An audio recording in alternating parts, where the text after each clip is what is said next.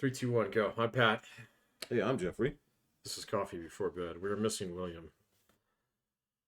Yeah, I presume that he is tending to the children. He's being a good father. Yeah, he's okay at it. Gets the job done. He gets the job done. Okay. So, Nah, he's... Special Services only shows up once a month now. Huh? No, yeah, exactly. And they ransack the place looking for hallucinogens and always come out empty-handed. Checking vegetables, make sure they're in the fridge.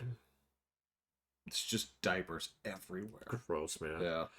Turn into cockroaches and eventually eat They you alive. do, man. yeah. And there are just like dogs that aren't his in his house, just like eating in his trash. They just come in and go. Yeah. Come and go. Yeah. Ugh. It's a tough neighborhood, man. Well, yeah, you shoot the place up every now and then, too. There's definitely some kind of like extortion going on there. The last time I went over there, like some dog like rushed me down. It's just like, nice place. Yeah. I don't live here. Oh, right, yeah. You're going to check you out. It's like, did you get your hand stamped at the door? Definitely suspect of me, yeah. Yeah, so he's tending to his kids as the, father of the year that he is. Yeah. As you would expect. Yeah. Mr. Busybody. Running around the place. What about you? How's your week, man? Oh. I don't really want to talk about it. Crappy for all the reasons. Yeah, I know, right, yeah. No, the pre-podcast show there, man. So, that's okay, though. We'll see how this week goes. So, what's new?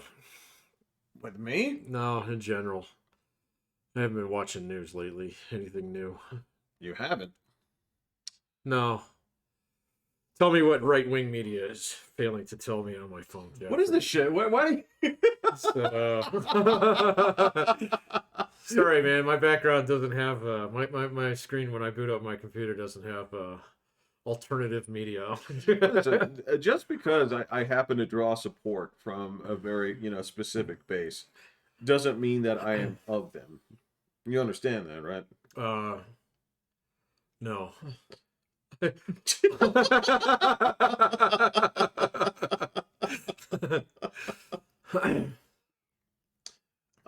Okay. Well, all right. So in terms of like news this week, I mean, this wasn't like a huge news week as far as I was concerned. Elon Musk had a rocket that blew up.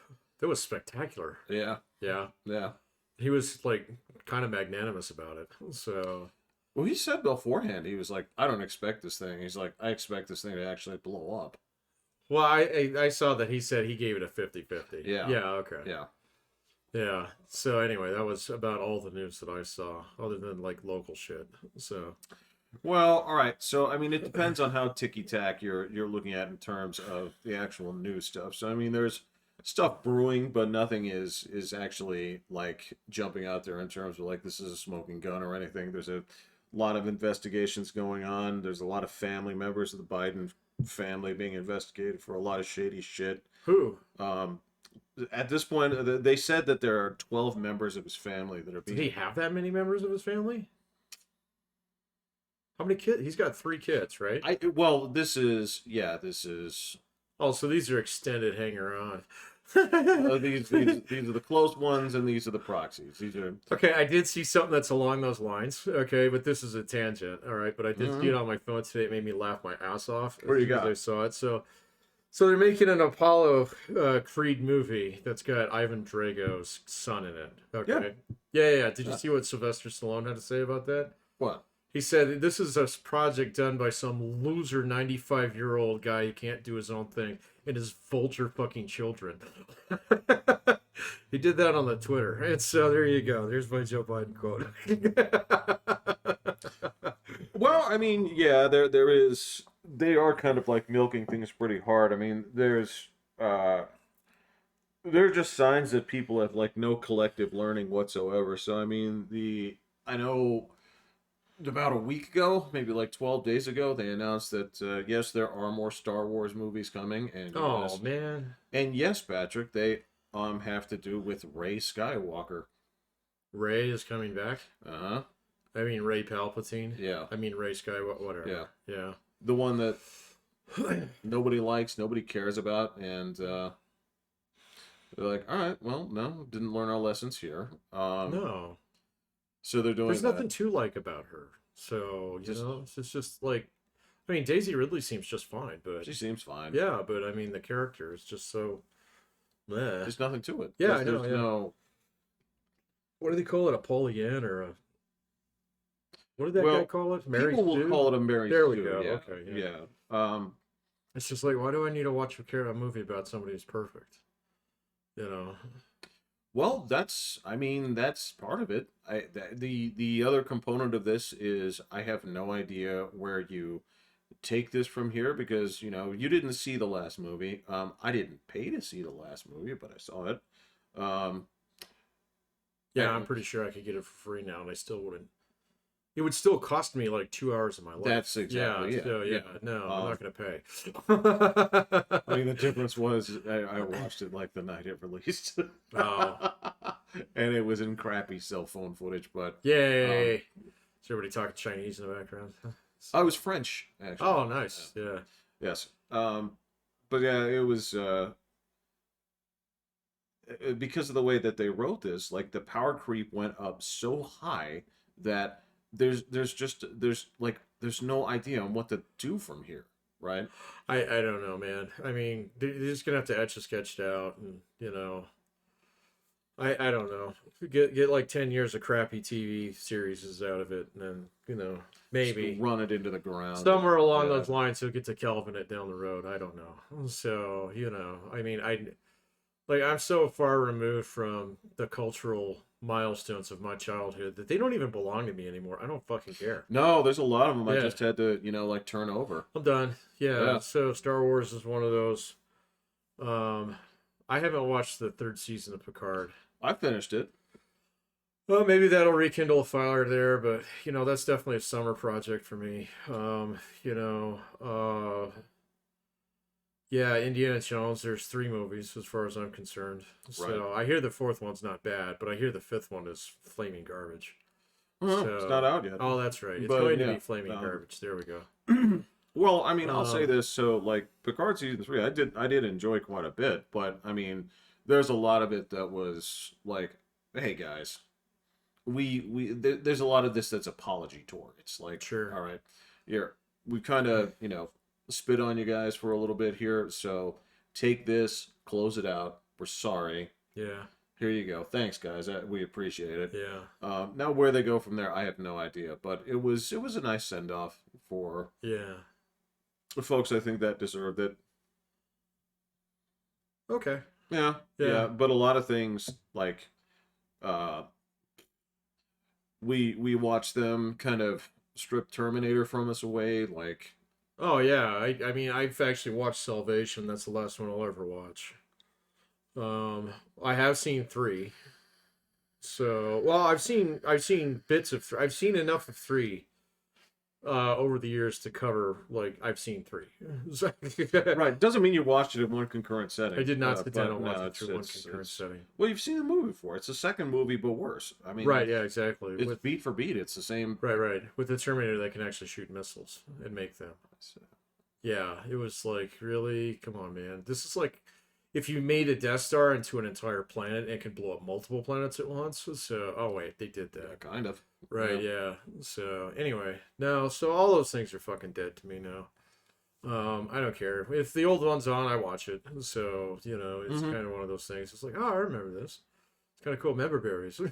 Yeah, there's that. There's just a lot of things that I'm willing to accept were just, they worked in a certain moment in time. Yep. And in order to adapt to them for different people, that means they have to ignore people like me. And that's fine. Yeah. Yeah. Because it works, Patrick. I mean, when it comes to disposable income, they're going to be chasing a certain demographic, and if that's what they want, then. Well, yeah, they're going to go after like the younger demographic, the people who don't have mortgage payments and shit like that. Yeah. Oh, I gotta put money in my 401k. It's like, oh, I gotta save up. I need new tires. Kind of thing. So. That's the thing. I was actually reading about that. Is as far as discretionary income goes, you and I are in the demographic where we buy big ticket items now, and that's why you get marketed big ticket items in our age demographic.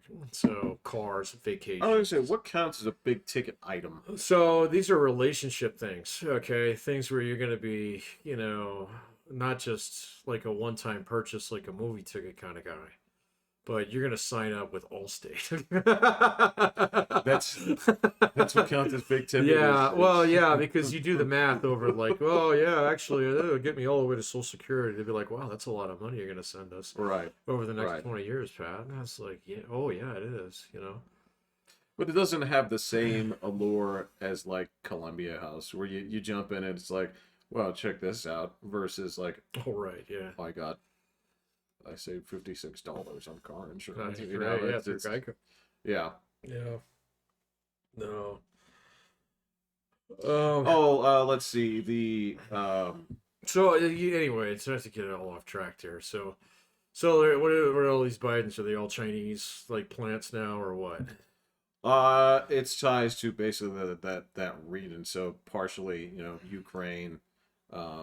See, the China. Ukraine thing, I can kind of see. The China thing doesn't make any sense to me because he's been rougher on China than Donald Trump was. So if they were doing that, that was a bad bet. We'll have to wait and see. There's supposed to be Yeah. stuff coming out about this in the next couple of days, so I figured like Is it coming from Mike McCarthy? I don't remember. Yeah, okay. That guy's gotten a little sus lately. So I think he's enjoying his limelight a little bit too much. This is No, not Mike McCarthy. No, who's the speaker? That's Mike McCarthy. No. Who's the speaker right now? Who's McCarthy? No, who's the other fucker? Jim Jordan. Sorry. I Oh. didn't mean Mike. Mike McCarthy's fine. I like him. Yeah. Yeah, Jim Jordan's a little bit of a psycho. So Yeah, this is the kind of stuff that I'm gonna wait on this one before I go into the full details of it, because Yeah. like, all right, this could be nothing. But I mean, if there is something there, I'm looking forward to seeing how that turns out. The other big thing, were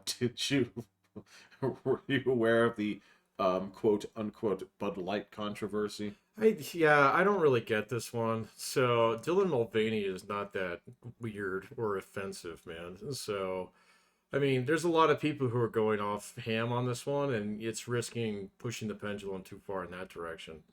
So, I mean, you got to pick something that's real. And this guy's obviously an act and has been for the last year and a half. Yeah, I hate this character. But that's fine. You can Yeah. hate the character. That's fine, man. But this whole Bud Light thing, which is a tiny portion of their sales, and then on top of it, like, people, oh, Anheuser-Busch going down. It's like, do you know how big that fucking company is? Do you know how much they don't give a shit about Bud Light? So, Well, they do, because they took guess so. corrective actions. well, they got one guy out of there. He just went on leave. So, Well, it's a girl. oh, it's a girl. Yeah. Okay, so she went on leave. I don't know if that's like probably on prima facie it's related, but the company's not going to say that. So, No, I mean the approach on this, and this really, I mean, it goes down to a concept of just like bad business decisions more than anything else, right? So sure. the deal they have with her, and this is where there's a scramble to say who's responsible for this, because they issued a non-apology apology, and also did sort of a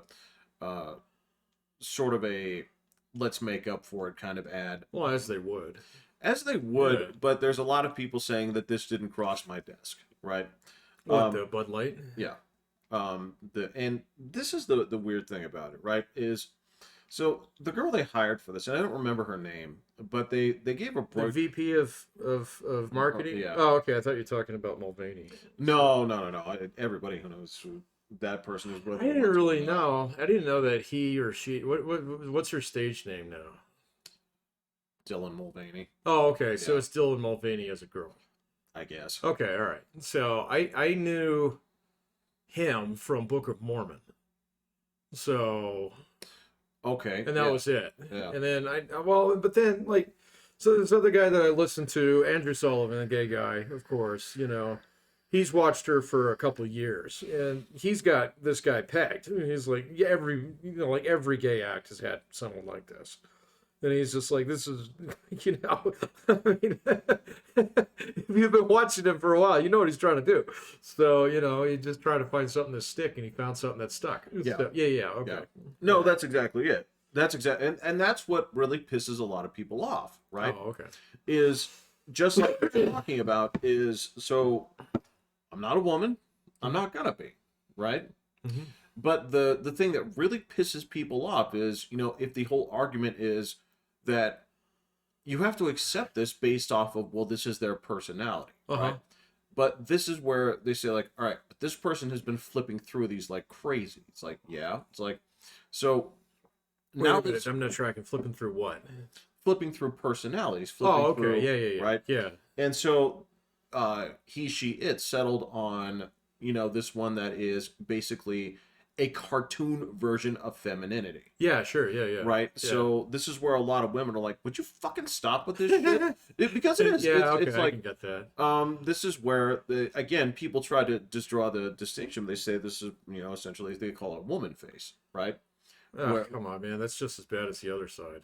So. well, I don't necessarily disagree. I don't, because when you construct an entire persona based Sure. off of stereotypes, Yeah. which this is, and the whole like Yeah, it is. fucking like dancing around in like the pink room stuff, like this is like there are fucking serial killer vibes here, like fuck this shit. But no, it's like stop it, like it's stop it, man. There's Well, I mean, is that a question of like taste more so than anything else? I mean, obviously it's in poor taste and it's not going to appeal to a lot of people, but it does to apparently 22 million people on the TikTok. So, does it come down to a question of taste, or is this something that's like deeper? What do you think? explain. Well, I don't know. If it's a bad act, it's a bad act. Just fucking call it out, Mhm. So that's what I would say on something like this. But, I mean, other people have been calling him out on that for a while now. Yeah. Including other YouTubers, if I'm not mistaken. So, Mm-hmm. okay, so I didn't just make that up. I thought I had seen that a couple times. But like the Bud Light overreaction thing is actually what's got me a little bit worried. You got people out there who are like, machine gunning Bud Lights now and stuff. It's like you fuckers didn't drink that shit anyway, man. So you're just doing the same act, all right? So just doing this shit to actually get on the TikTok now. So or whatever. There's part of that. Yeah. And look, and I will say that there is a contingent that is legitimately upset. Well, right? I'm sure. So Yeah. don't get me wrong. Is some of this performative? Of course, because that's what people do. It's the same thing when, remember when there was a rash of people burning their Nikes after Colin Kaepernick got signed? Yeah, I do. The same kind of performative nonsense, right? But it definitely comes from a place of like, well, I don't like this. Yeah, sure. Yeah. Right. Now, there may be some people that just tried to cash in or whatever, but it's a pretty pussy way to do it. Well, I mean, I think Joe Rogan nailed this one. He's like, if you like Bud Light, drink Bud Light. So he says, but if you don't like Dylan Mulvaney and you didn't drink Bud Light, don't start bashing on Bud Light. So bash on him. So, or her. No, I think you actually avoid Bud Light. That's fine too. But if you weren't going to drink it before. But if you, well, no. Then fuck it. It's fine. Yeah, if you weren't going to. But yeah, but if you don't like it, don't drink it. That's totally fine by me. That's no, absolutely. Fair reaction. Yeah. Look, and the whole thing, this is where the marketing part comes in, is so the girl from marketing, right, the one that's now on a leave of absence, she's on record as basically saying, like, I don't like the frat mentality of this beer. Yeah. And go ahead, yeah. It's just not going to work, though, man. I mean, that's what that beer is. Well, so, that's where it fits in the market. And so, I mean, you shotgun cans of Coors Light and Bud Light. You don't do that with fucking, Well, I guess you could do it with Keystone or PBR or something if you really want to. But you're right. Natty Ice, yeah, whatever. Natty Ice is fine, but I mean, Bud Light is just like the king of those beers. Absolutely. And always has been. Right. And so their thing has always been, we're going to be in every sports venue so that we can get into that. Coors doesn't force us out of. Actually, I think it's all the same company now. No, it's Anheuser-Busch and then Coors is Molson. That's right. Or it's InBev. Yeah, I think it's InBev or InBev. Yeah. So yeah, it's InBev. That's the Budweiser umbrella. That's the one that has, like Corona and other things in it too. That's Budweiser too? InBev? Yeah. Okay. And then Coors is it's Molson something. something like that. Yeah, Yeah, yeah. but I should know that, but considering how much Coors I've drank, well, have you? Like, I mean, at I this point, love Coors, man. well, I know So you do, but yeah, I mean, it sounds like you drink more of the the rock bottom stuff than you do anything else. yeah, probably over the last like 4 or 5 years. But Yeah. whenever I buy beer, it's Coors. Oh, fair So enough. Yeah. yeah, Yeah. so but the the place where it's like the thing that's going on with McDonald's now. Apparently, people are infuriated because they've been changing their hamburgers in some locations, including here. So So, what? so they're actually cooking them with the onions on them in the grill. So, or I guess in the microwave or whatever they do with I mean, them. they have a flat top. Right? Yeah, exactly. And so, and it's one of those things. I saw this big long thing in, oh shit, it might have been the Journal yesterday. That was like, people are mad about this, even though some people like them. And they went into the whole new Coke thing. So, which is The classic. fucking conspiracy on this. That's Not the conspiracy, just the actual thinking behind marketing. So okay. that went into that. And it was like, hey, man, we've had this product for a long time. We have a lot of loyal customers. Okay, it's time to try and grow the brand a little bit. Okay, yeah. So you're never going to grow the brand, okay, if you stay the same. So that's true. So it's fundamentally true. All right, because eventually you do get to the point in time where everybody's tried a Big Mac. All right, and they're like, no, or they're like, yeah, or they're like, yes, please, every day. Right. Sure. So, and I wonder if Bud Light is just kind of the same way. And so you bring somebody in who's like, oh, okay, so I got new ideas, the same thing with, like, remember when Taco Bell tried to do that, like, the cantina kind of thing?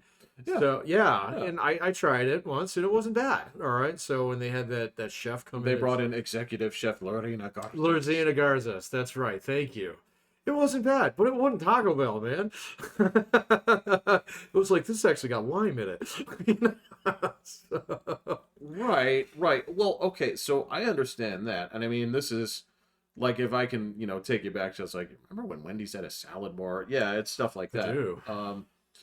And you're right. So, I mean, the issue I have with this, and again, yes, I understand taking risks, and her whole argument, it may be right, it may be wrong, was she was saying that Bud Light, because of that frat boy mentality, was disappearing amongst the youth, right? That this was a brand that was going to disappear. Is it? Didn't seem like it. Yeah. But this is the weird thing where you That would say, be a all right, verifiable claim. Yeah. right.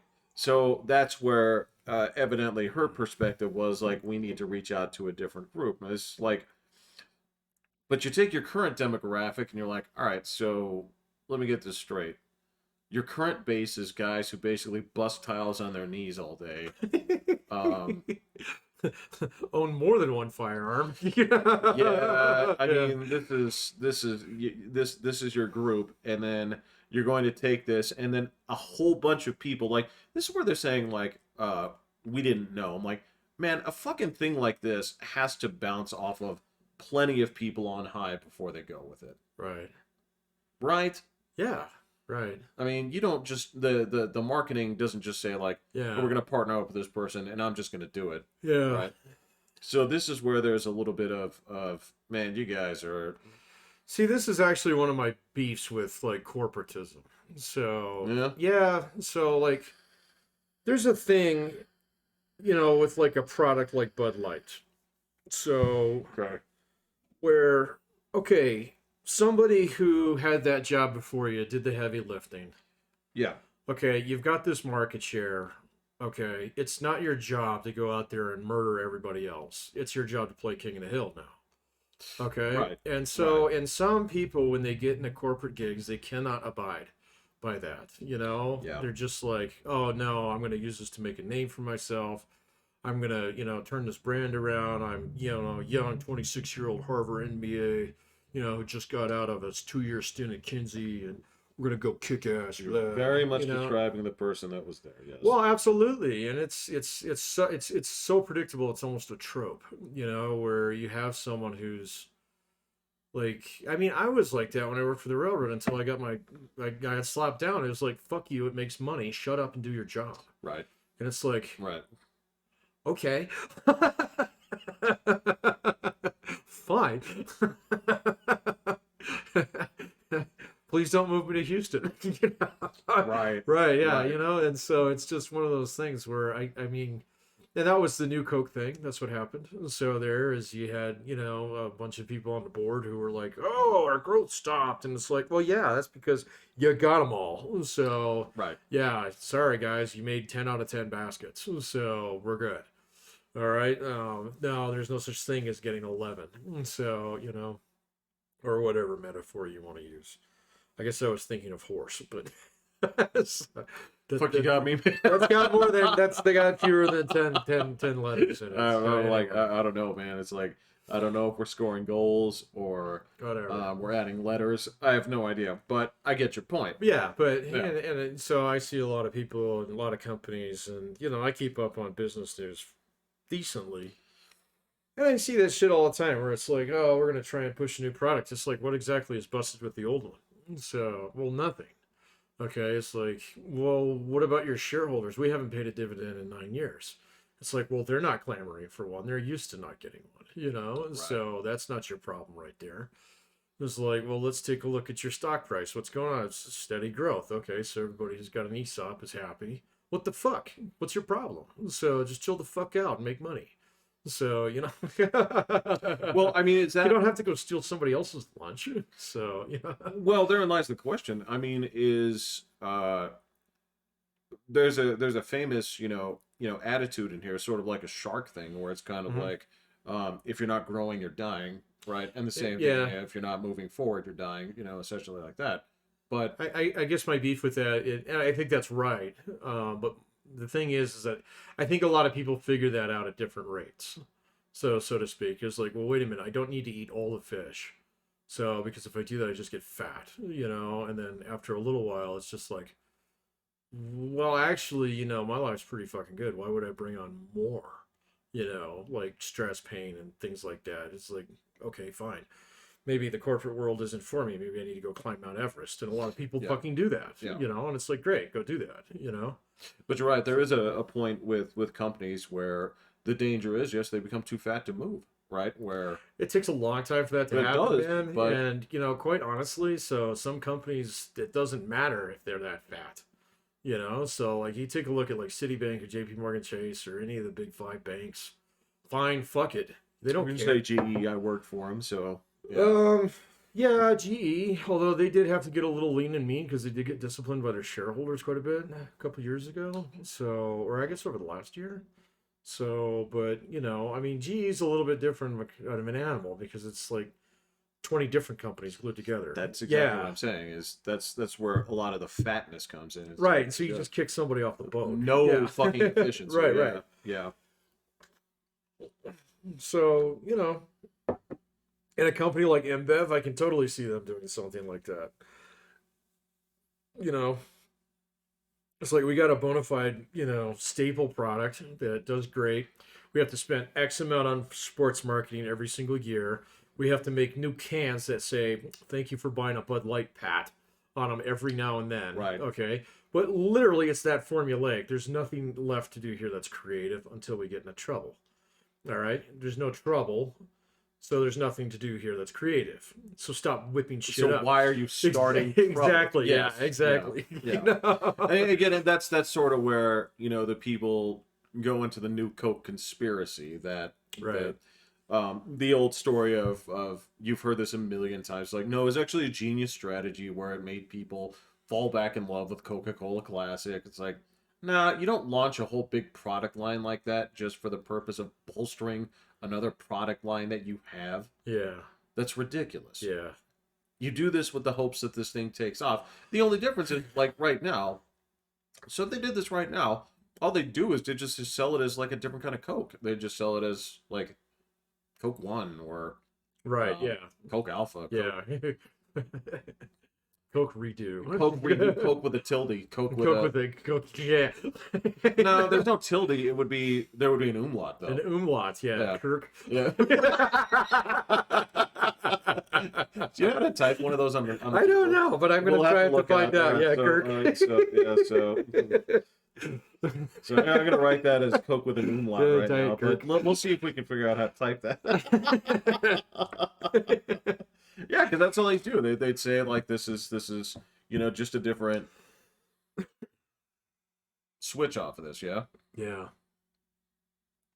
Yeah, I don't know. So we'll see. I don't think like so usually leave of absence in the absence of something like cancer is basically the kiss of death Yeah. for your career with that company, but so it doesn't mean that she can't get on with something else down the road that I'm is sure. absolutely going to Yeah. market itself that way. And so as far as she's concerned, fucking mission accomplished then. So Yeah, Roger that. Don't get me wrong. And you know what? I'm sure that there are companies out there that would benefit greatly from a thought like this, where you say like, okay, because this is within this market. But this is just another example of where, to me, this is where like rubber meets the road in terms of stop thinking that the American demographic is actually based on the voices that you hear on social media. they're not. Right. Yeah, I think a lot of companies have figured that out. So, Anheuser-Busch might just be a little late to that party. Or she might be a remnant out there that was, from that era. So, but even like, what was it? I was Phil Jackson was banging on the NBA. Yeah, he was. Yeah, Yeah. okay. I did see that news. So, and it was like, yeah, man, here's a guy. And I mean, I've seen plenty of, like, even the documentary, the Michael Jordan one, but then I've seen others on, what is it, 30 for 30 and shit like Yeah. that. With Phil Jackson, you talk about a guy who's like a card-carrying fucking Democrat for years. I mean, like, painfully so. And for him to say, yeah, the NBA's coming. You guys. You guys. So you got hooked on that Chinese money, Well, okay. So- So here's and at least Phil Jackson, yes, card carrying, but kind of like a classic, like I would say more laid back Democrat. They called him the Zen master for a reason. Right, yeah. He was reserved about this stuff. He was, very, if you ask him, he'll tell you, but at the same time, there's no fucking like autistic screeching coming from him on Twitter about, yeah. he's not Rob Reiner. He's not, because nobody is. Right. There's only so many cheeseburgers. In this world. You know what? And it's not too tough to stir up shit in there because there's a bunch of people that do that. But yeah, he's not that guy. But yeah, when he's saying like we need to back off this a little bit, he's right. I would make an argument about the NBA, right? That one of the things that they have to do is they have to kind of like go back to neutral, right? Yeah. And I don't know, man. I don't see that much direct marketing from the NBA anymore. So, because I know their viewership sucks. So, and it really tanked in the last like 3 years. So, how did that happen? Yeah, gee, what a fucking mystery, and here's the NFL doing just fine. So, I haven't seen baseball's new numbers. I wonder if they're up. I've heard mixed reviews on the pitch clock. So, you know what? This is exactly what I thought was going to happen. Was some people are all about it, and some people say that this is the biggest disgrace to the tradition of the game in history. I'm kind of mad on it, Like the 2 baseball games that I've seen, they're fine. So it didn't really seem to affect the game that much. I think that was the point. Right. Was that well, no, it was to say you notice the game, you don't notice the game speeding up, but you feel it. It does go faster. Yeah. Yes. So, yeah. But, like, it doesn't seem like I don't know. Let me put it this way. Baseball on TV was always kind of painful to watch because of that. So, I mean, I still did classic. Just classic, old school, like, back to a commercial break because we're swapping out pitches again. Kind of thing. Yeah. I accept that as the cost of admittance. You don't know that there's not another way. But then when you watch a game this way, right, it's kind of like I don't miss that old one. Man. I would ask you this, Patrick. So if I were to turn this around and say, like, all right, so I'm going to take the NFL edge, right? and say, oh, well, it's the exact same, except there's no play clock. Oh, Jesus. What would that do That'd to be the terrible.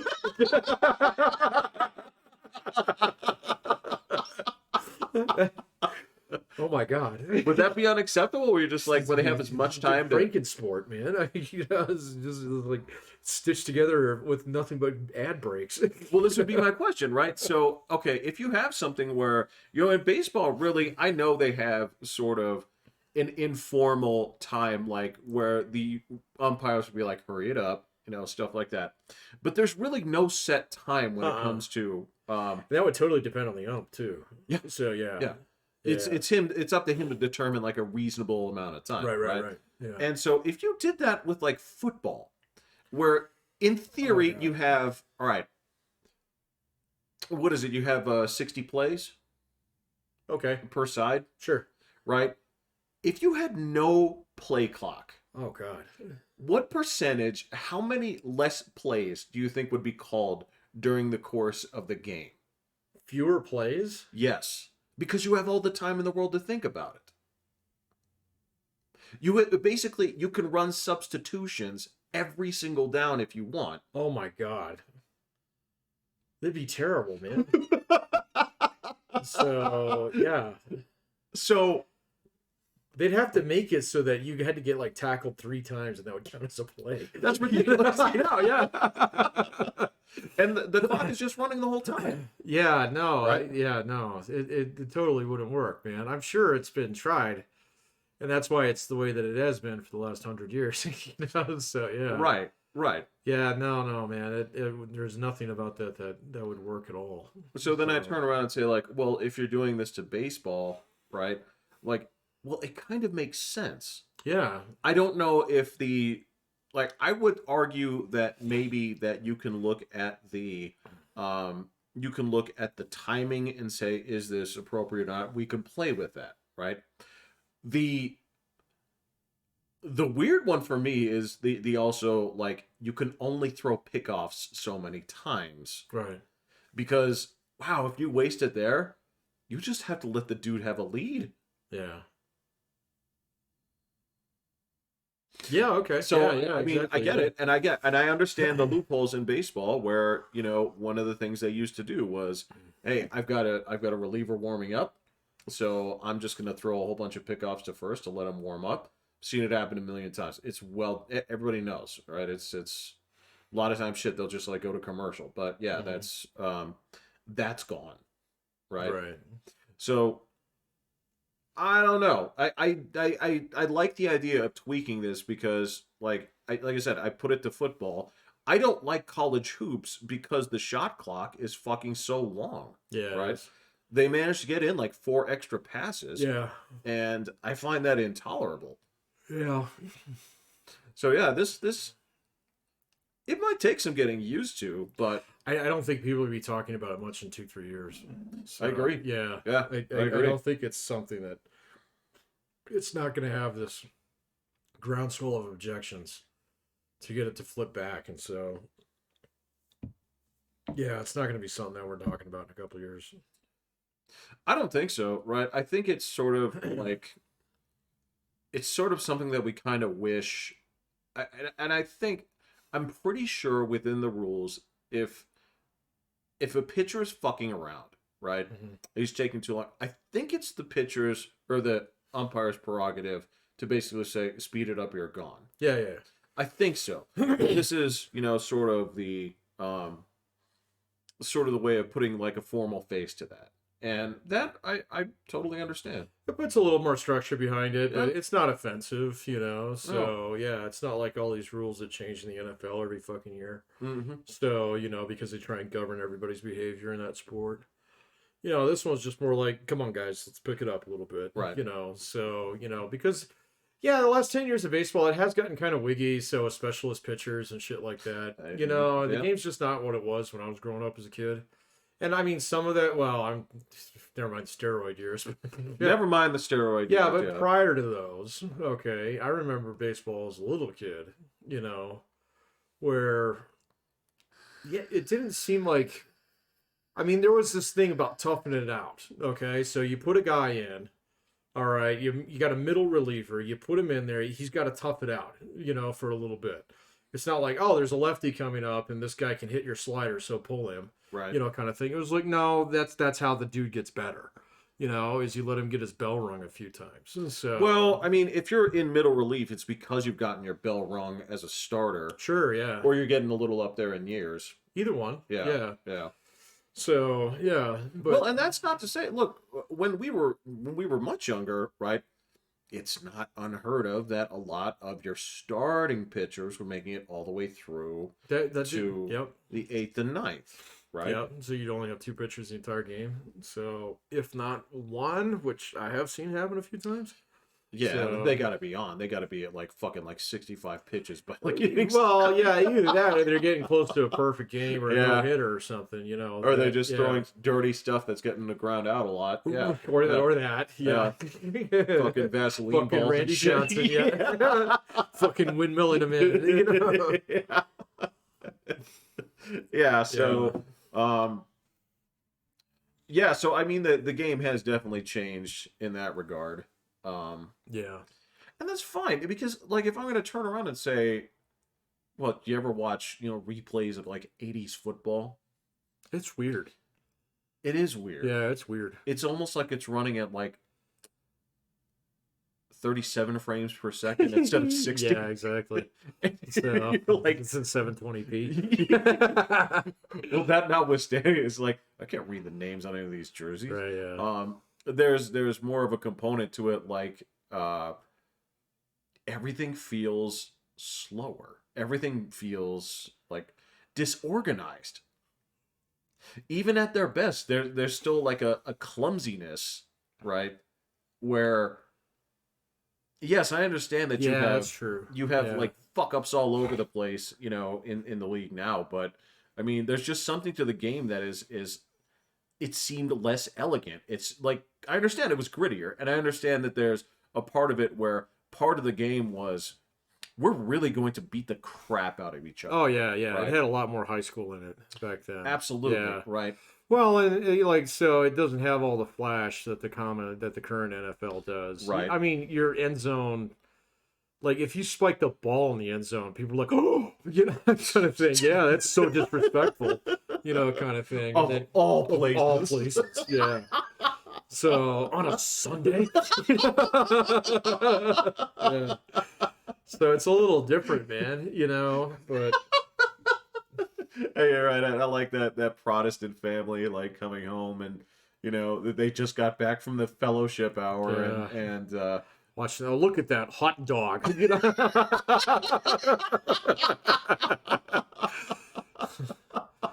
Jedediah, do not grow up that way.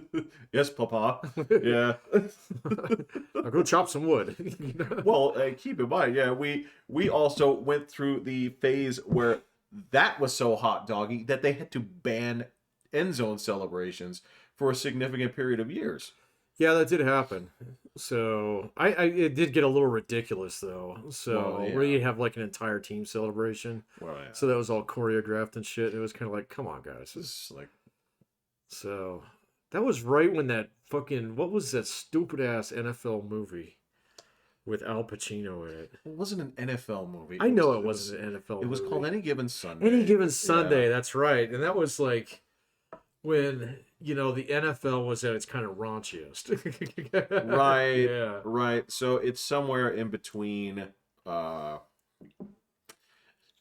It's not exactly the longest yard, but it's somewhere. No. Yeah. Yeah. The biggest problem I have with Any Given Sunday is just the looming question of why. What did you guys think you There's were a lot of accomplishing? I don't mean like. Is that a Scorsese film? I bet you it is. I think it is. Yeah, I think it is. I think yeah. it is. And there's it's just by the time that I'd seen the end of the movie, I failed to see what you were trying to accomplish. Yeah, no, it was This was just yeah. It was just there. Well, it was just there to like glamorize all these different aspects of the NFL. So, particularly hookers, if I recall. I don't even remember. I just There were hookers in that movie. there's no like I know what I want out of my sports movies, okay? And there are a couple of different storylines that I'm always okay with in sports movies. Number one, Rudy. well, okay, so I was gonna say like this guy's too short to play. The Rudy syndrome. Number two, this guy's too old to play. Oh, come no, man! I will not going back to Kevin Costner on this one, man. So Number three, if it's a historical one, this guy's too black to play. There's a well, right, sure, yeah. no, I'm running through the tropes of which I'm okay with, where there Oh, are I got you. certain things that I've come to expect. These guys are the underdogs, so This guy's too blind to play. Right, yeah. Right, but only with the love. This guy's a little kid with a magic arm. Hold on. Hold on. No, I have a problem with that one because the subset of that one is there's no rule that a dog can't play basketball. There's no rule that a horse can't kick field goals. And then it's like there's no rule that a kid. Yeah, monkeys can't take over New York City. So that's the type that I don't like, right? Okay. But yeah, the other side of right, yeah. All right, okay. With the help of this loving white woman, this blind boy will play in the NFL. Right. Because society gave up on him. Right. Yeah. Yeah, okay. I'm okay with those sports movies too, man. So you're right. Any Given Sunday does not fit in any of those tropes. There's no part. There's like, yeah. What's the through line of this? Right, This right. is just. It would be okay in games. It would be what we call a tech demo. Right, it's a playable demo. This thing's still in beta. It's just pre-beta. Yeah, I don't know why Scorsese thought he was like making a movie for like Unreal Engine 4 or whatever. Holy shit, I saw a demo for Unreal 5 with a shooter. Did you see that? What the fuck was that called? I don't know what it was called, man, but I thought it was like headcam footage. So I was blown away by that. Until somebody showed like the back end of this where like this is the game. I was like, I damn near shit my pants. Yeah. So no, that blew my mind, man. That might actually get me back to the Call of Duty army. You know what? Actually, I was gonna ask you about that. Because I saw some clips of some of the more recent zombie modes. Oh no. And they looked so fun. Oh yeah? Yeah. I was like, wow, these look like a great time. I'll think about it, man. I know. I don't want to foist that on you. Hey, let's do Diablo first. I guess let's do it's a lifestyle decision. It is a lifestyle decision. It's so my gaming lately has been limited to Arma, so which is very Modern Warfare-ish Deus Vult type game. So which one is Arma again? It's not actually like Call of Duty where you do missions. So and there's like a campaign, but it's only like 3 missions long. But it's basically a war sandbox. So with like all the tanks and the guns and drones and fucking jets and helicopters and mines and everything. So it's a war thing. But this guy that I watched on YouTube got me hooked on a mod that you play and you're a fucking terrorist. And so you fight against the government that is overseeing your island. So it takes place on like a Greek island, like Crete. Interesting. Kind of thing. And this is a shooter. It is a shooter, but you can do it in third person. So it's very GTA. So interesting. Yeah, but it's got all the physics of an actual shooter. And in fact, the physics in it, that game's like fucking 2012, 2013. It looks fine. So because they've updated it so many times. Yeah, okay. But it's on Unreal 4 if I'm not mistaken. But anyway, it so you start out and you're just a dude. So you go out and you can get a couple little like pew pew guns. You steal cars. You kill police. You ambush convoys and you get better guns. And then you start recruiting dudes and start rolling around in Toyotas with machine guns in the back of them. So and stuff, and then Huh. you do this all in first person. You have to do all the generaling in first person. It's really interesting. So, and you take over towns, and you blow up fucking supply depots, and it's all like it doesn't tell you what to do. It's just like get the government off the island. It's so, So okay, so it's a very broad goal, but it's got a definite but goal. Yeah. right, Once right, you've eliminated the government forces, victorious. yeah, you're the new prime minister, I guess. I don't know. So That's interesting. Okay, yeah. So it's it's absolutely fascinating. I've never seen a game kind of like this one. So, where they took a modern war simulator and basically yeah. turned it into a guerrilla game. And you play as a guerrilla against the bad guys. Or you can pick to play against the good guys. You can play as the fucking Taliban against NATO if you want. So, so yeah, the game doesn't like, It doesn't judge. it doesn't judge. Right. So yeah, Right. it says like, oh no, these are all 3D models. You can shoot all of them. Right, right. So playing as the Taliban, right? You take the combat aspects, but you don't have to like hold F to decapitate journalists.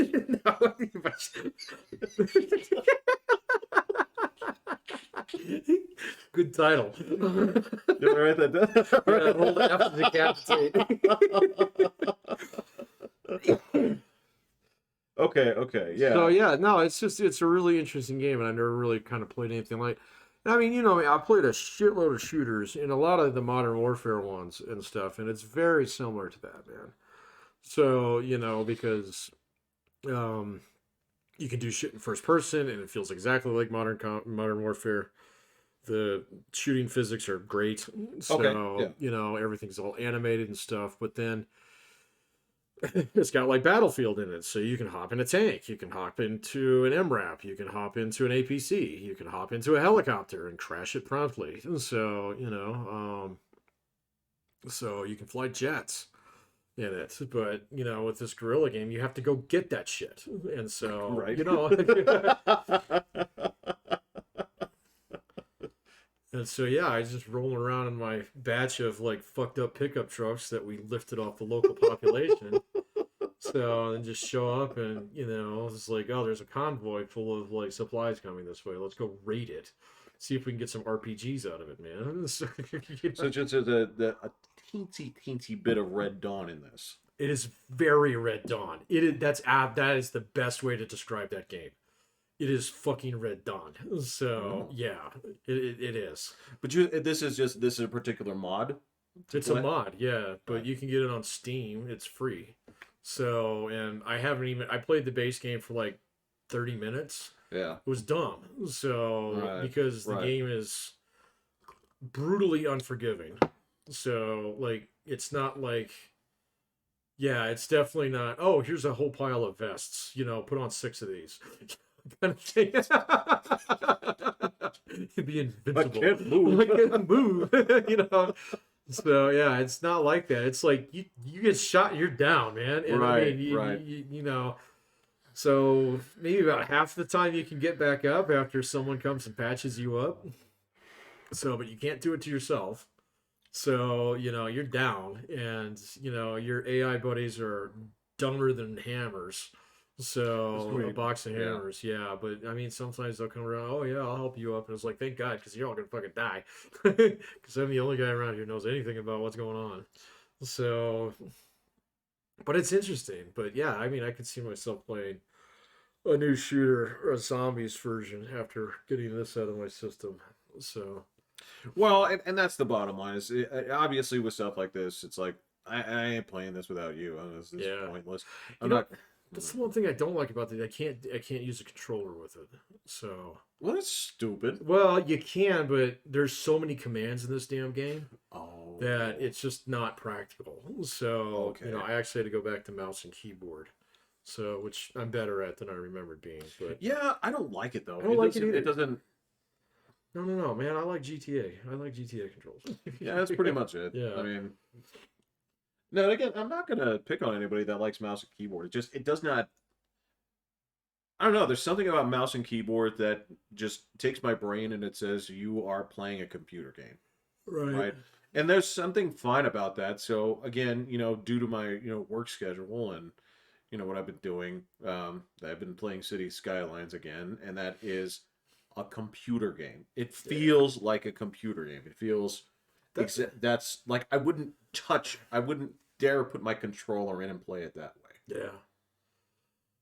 Yeah. And I get that people do, and I get that there's a crowd of people that do play it with um, controller on like consoles and other thing like that. I just can't. I can't do that. It doesn't fit my interface with that, but No, I think I have the same delineation between computer game and video game. So yes, yeah, yes, and that is a I get it. You could look at that and say that is a very gatekeeping kind of answer. it might be, but I mean, I think there's a more practical delineation between a computer game, something you can walk away from anytime, and a video game is something you have to wait till the round's over. I think that's a good way to say it. Because to me, like a computer game is something that, well, yeah, the TV's on. Right? Yeah, sure. You split time with a computer game. Yeah. You know? Okay, yeah. Well, shit, that doesn't work for me anymore because I kind of do that anyway. Even when I was playing The Witcher, I still had the TV on. The Witcher has plenty of times to you're just like, you know, I'm riding Roach through the woods. Oh, I'm yeah. following this thing.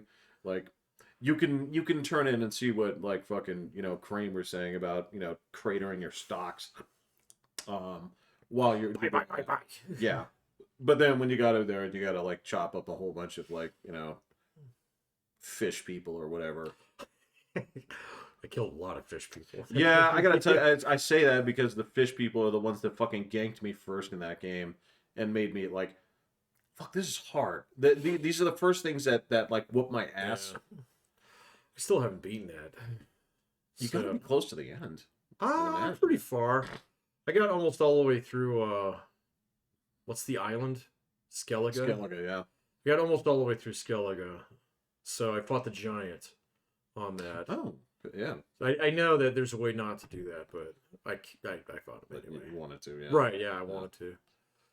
And so now they want me to go back to the fucking city to do something. And I was like, fuck that. I hate that place. Well, you're putting together your crew. I'm putting together my crew. Yeah. I've done a pretty good job of actually getting most of the people off the hook. So to go there. And so I'm going to have a pretty good crew to go fight at Karamorhen or whatever it is. Because, I mean, it's like, okay, I know where this game is going. I know what we're going to have to do. Yeah. So, yeah. And it's like, oh, so that's what that... What is it called? The night... What? No. The Wild Hunt? The Wild Hunt. Yeah. It's like, oh, so I was part of the Wild Hunt. Cool. So, there you go. Spoilers. So, but anyway, and then, but the thing is like, after going through most of Skellige, I have never played a game where I was as good at killing things as I am in this game. So, never? With maybe the exception of Fallout 4. So, yeah, that's different, man. So this one, it's just like after the first like maybe 5-10 hours of playing it, yeah, I was like, oh, I get the combat. I get it. Yeah. So, and it was like, okay, so if I do this and put this potion on and drink that, this thing can't beat me. It was like, okay. And so now it's just like, okay, so I just got to time this right so I whack him right every single time. Otherwise, it's going to take fucking half an hour, to kill this thing. Right. But then after a little bit, it was just like, wait a minute, it's vulnerable to what?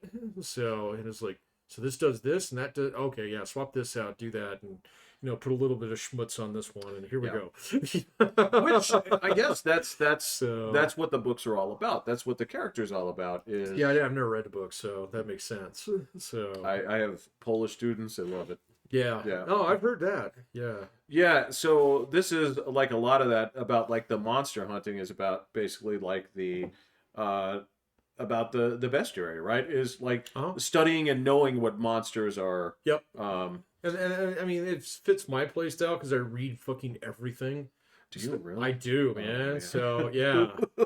So I read fucking everything. And so this game actually rewards you for doing that. It does. It's like, oh, this is one of those things. I need some of this. Do I have that? And it's got like fucking 50 different ingredients. And it's like, oh, I do. Do I have this? Yes, I do. So I was like, oh, I need one of these. All right, let me go find one of those. So put this thing together, and it's like, check out this concoction here, or whatever you call it. Drink this, whoop that thing's ass. So drink some white honey, and I'm good. And it's just like, okay, and so going through Skellige was like, it's supposed to be hard. I even upped the difficulty to hard, and it was like, uh, okay, things can one shot me if they can hit me. So, But your mobility options are pretty generous. Dude, I've never had a game where the dodge feature felt so natural to me. So, as that one does, we just like literally dance backwards away from something over and over and over again until you get the right, like, whatever animation so that you can hit it. And it's just like smack. Well, and again, that's another thing I have to commend it for, is evidently in the books, that's the way they describe the combat as basically like a dance. So they tried to make that, work. So, all right. So I'm gonna point out, when I played it like a lunkhead, right? Right. And I'm okay with that, because the thing is, there's a couple of different play styles in that. Number one is the way that you're doing it, where you're actually, a good kid and do the in-game reading and don't just try to BS your way through the fucking homework, like I do. There's so much more reward to saying like, oh, okay, so if I pay attention to the details, I have a very big advantage, right? But for me, I'm like, all right, well, there's a lot of freedom in this combat style. Yeah. So I just ended up, really like clicking with this and seeing that, where like I didn't use a lot of shit because, again, I didn't do the reading. I found out later on that, all that. It's like they gave you like 20 different like oils and all this other stuff. I'm like, so like, yeah, okay, I've been selling this crap, but that was was the thing, because I'm sorry, man. I'm gonna just make this other comment to about games.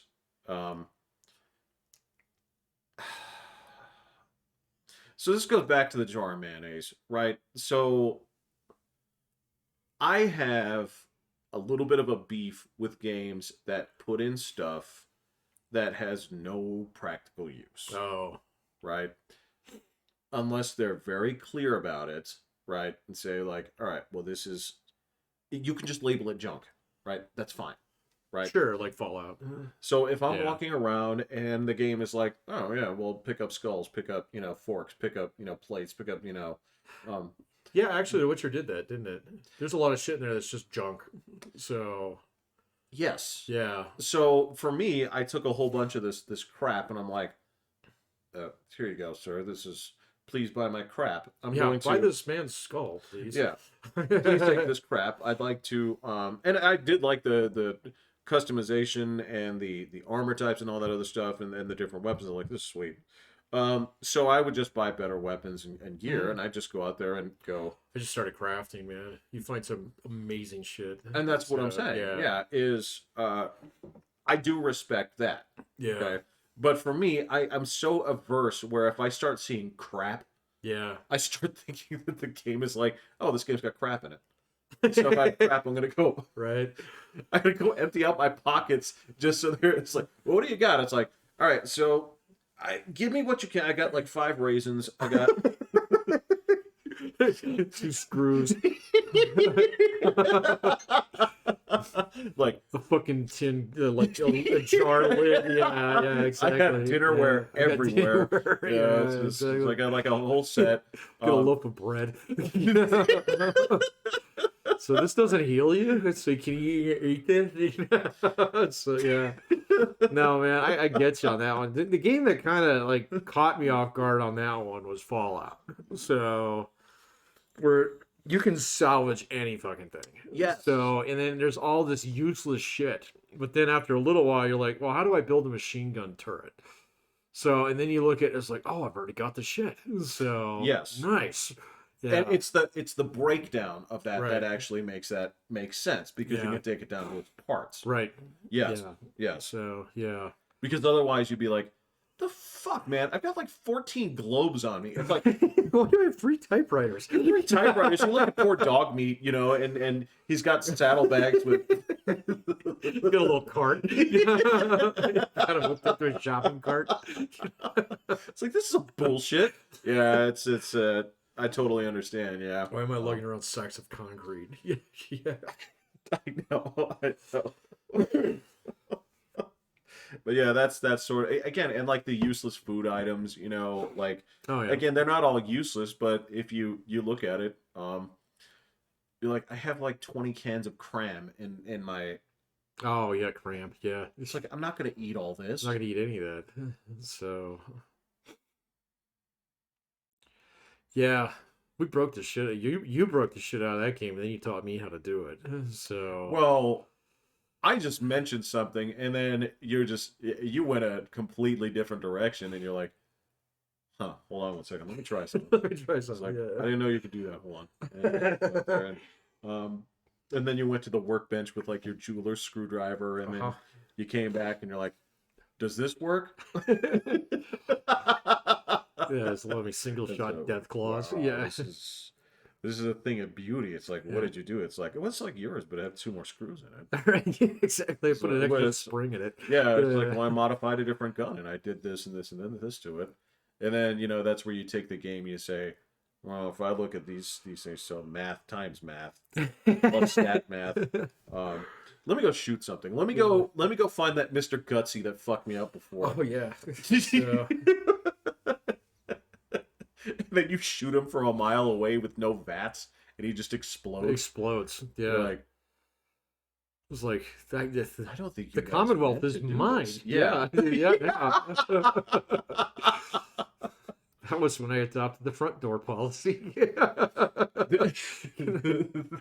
That was, yeah, I think that's the for you and I, we've talked about this, the point in any kind of game like that where uh because of the mechanics, clothing becomes aesthetic, Yep. not functional. Yes. Oh, that's totally cyberpunk, Yeah. man. So I mean, you're wearing some fucked up shit in the first like 10 levels of the game. And then after you start getting some decent cyberware, you're just like, yeah, I'm gonna fucking run around in my underwear and an orange helmet. You can do that, or you can say, you can actually look for something sensible and say like, Right. well, you know, I am an adult. Like, I do have this nice pair of loafers. This is what adults typically wear. This is what my dad would Right. wear. Yeah. So what else would my dad wear? Wear these jeans, Yeah. cinched up to his belly button. You going through the stuff like, is there like a green members only jacket in this game? Right, Or- yeah, exactly. You know? So you got one of those like polo shirts with the alligator on it. Yeah, I haven't seen a Huntley bomber Right, in yeah. in any of these games yet, but yeah. Dude, I gotta tell you, that thing's warm still. Oh yeah? Yeah, I always wanted another bomber jacket. So they are decidedly out of style. are they now? Yeah. Yeah. Yeah. They'll come back, man. So everything comes back. I noticed that the other day. Wide ties are now the thing again. So That's ridiculous. no, it's not. So it's the thing. So yep. So going back to wide ties, man. So everything's a circle. It's But I hate wide I ties. hate it too, man. I gotta wait out another 20 years before skinny ties come back? Apparently, like ties got a little too skinny. So Oh, you know what? You're right, because people had too much fun with it. right, we're essentially wearing a fucking bolo tie. Yeah. You fucking dickheads. You had to ruin it You for fucking everybody. ruined it, yeah. Yeah. So he scared all the girls away. Yep. Did you ever have the chutzpah to take the tie and tuck it in through the second? No, man. I was never in the army. I can't do that. That's an army thing, man. So, Okay. All right.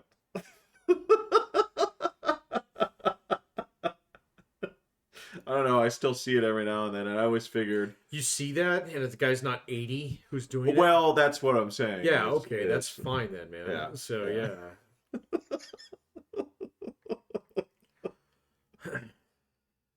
No, it says I occasionally I see people like on like videos or TV and like in a YouTube thing or whatever, they're wearing a tie. They got Some it guys tucked have in. it tucked in. I haven't seen that yet. So, I mean, I've seen like old school guys do it, but But then again, a lot of these guys are, you know, They are Army guys. Oh, they are Army Yeah. guys. Oh, okay. Yeah. So I watched some Army too.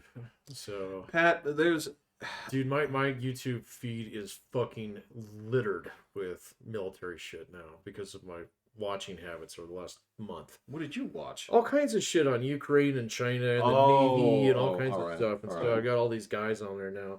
Some of their shorts are pretty fucking funny, to tell you the truth, but then some of the shit that I see is really serious too. So it's just like the whole thing is fucking militaried up now. So See, mine's not militaried up in that way. My obviously, oddly enough, um, there's a lot of guys shooting different kinds of guns, and oh yeah. that's my military stuff. Oh, Is the okay. actual. The hardware, huh? So Yeah, there was something I was researching. I can't remember why. I was looking up some kind of thing. I wanted to actually. What was it? I was looking up different types of grenades, and you know what? There really oh aren't that many.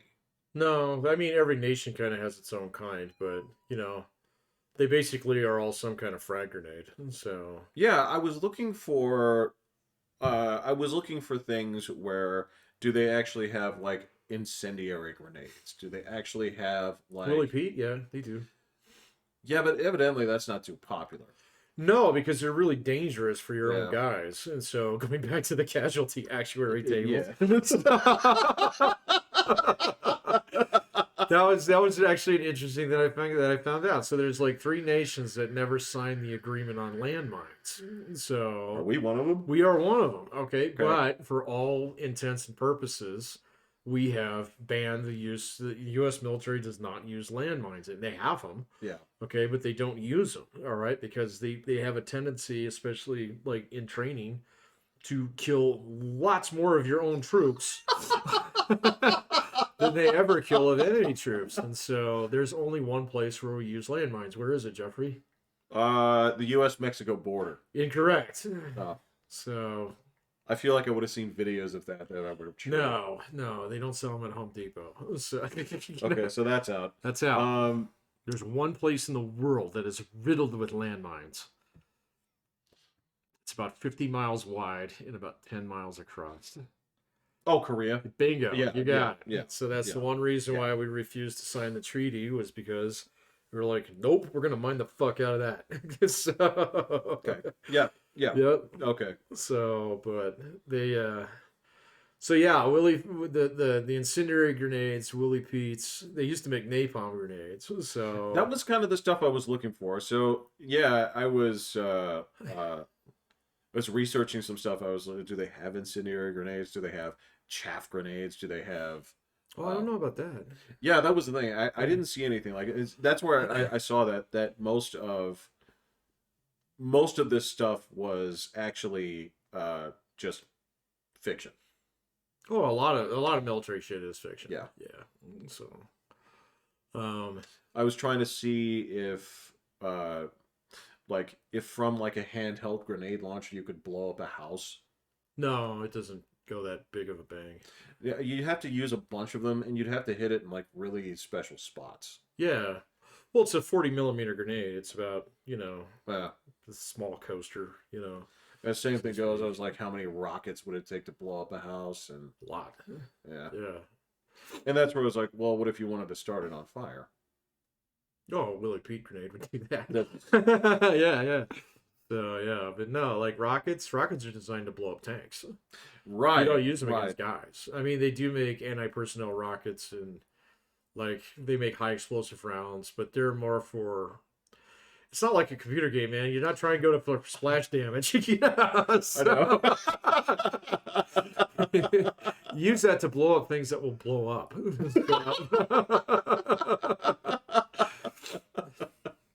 Right. No, Yeah. you're absolutely right. That's where I was like, does any of this stuff actually exist? And watching the footage of these things is, yeah, okay, so some of these things exist, but then to turn around and say, but if you wanted to do that, this would do it better. This is Yeah, yeah. There's this one guy. I actually did subscribe to his Substack, and he's really good at explaining a lot of this shit. And that's where I've seen some pretty fucking horrifying videos on his feed because he can't put them on YouTube. So, and he's like, fair warning, this is what's going to happen. He's like, video will be at the end if you want to watch it. And so I usually don't watch it, but so, but he explains exactly what they're using in a lot of these cases. And so when they talk about, these little spider drones dropping basically 40 millimeter grenades on trucks and stuff. Yeah. So he had one there where they were actually dropping out an excavator that was digging a trench. So, all this different stuff. But he's really good at explaining how rockets work. So, and what they're designed to do. This is basically it's designed to, most of them are designed to pierce a tank's armor. Right. And then basically fling molten metal all over the inside of it. So, well, that sucks. If you're in it, yeah. So if it's trying to kill you, that's pretty cool. So, so yeah. Yeah, right. No, okay, yeah. So that's how a lot of that stuff got. Yeah. And the thing was, so the cross pollination that happened with that was, the rabbit hole it led me down was firearms crossover with like outdoor survival experts, like people who are going to do. Yeah. They're gonna do like you've probably watched a few of these too. Tons it's of like, where it's like this is relaxing. It's like, oh, this dude's gonna camp when it's 10 below. Oh sure. Right. And yeah. This is like, well, this is how watch me here. This is how I do this fire and this. And, oh yeah. No, I've seen tons of those. Yeah. So yeah, there's this guy that I watch. He does what's called stealth camping. He goes out in the middle of nowhere, tries to see if he can set up and sleep 2 nights in one place. So whether it be like an abandoned fucking gas station or behind a billboard or so whatever. So he's just like, okay, so I'm gonna pitch up here. Does he run into trouble or? Well, sometimes, yeah, and that's the thing, because it's like, well, you're not supposed to camp in Walmart's parking lot. Yeah. So, but others of it, it's just like, yeah, no, this just looks like a good place to camp. So, and so he'll just see if he can, stay there a day or two, But he's full of survival tips. I got hooked on hobo channels for a while.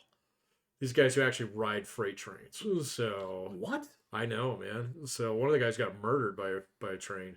Yeah, while I was watching his videos. So did you see the death? No, of course not. So, but he stopped posting for like 6 months. So, and then finally his channel came back alive, and it was like his dad. He's like, yeah, he got killed, riding trains.